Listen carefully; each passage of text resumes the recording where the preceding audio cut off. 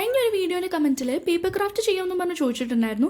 അപ്പോൾ ഇത് വെറും 5 മിനിറ്റ്സിൽ ചെയ്യാവുന്ന ഒരു അടിപൊളി വാൾ ഡെക്കോറാണ് യൂസിങ് A4. ഞാനിവിടെ കളർഡ് A4 എടുത്തേക്കുന്നത്. നിങ്ങൾക്ക് നോർമൽ A4ൽ സ്കെച്ചോ കളറോ അടിച്ചു കൊടുക്കാം.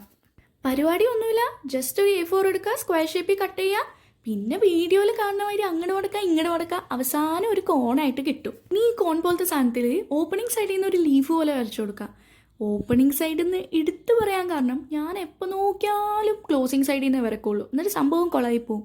അപ്പോൾ ഓപ്പണിംഗ് സൈഡിൽ നിന്ന് ഒരു ലീഫ് പോലെ വരച്ചു കൊടുക്കുക. ലീഫൊന്നും അല്ല, എന്നാലും ഒരു ഉപമ പറഞ്ഞതാണ്. ഈ സാധനം കട്ട് ചെയ്യുമ്പോൾ ഇച്ചിരി കട്ടി ഉണ്ടാവും, അതുകൊണ്ട് മൂർച്ചയുള്ള കത്രികയൊക്കെ എടുക്കുക. ഈ ഒരു ലീഫ് പോലെ കിട്ടിയ സാധനം അപ്പം തന്നെ തുറക്കാൻ പാടില്ല, കാരണം ഞാൻ തുറന്നു പിന്നെ പൂട്ടാൻ പെട്ട പണി എനിക്കേ അറിയുള്ളൂ.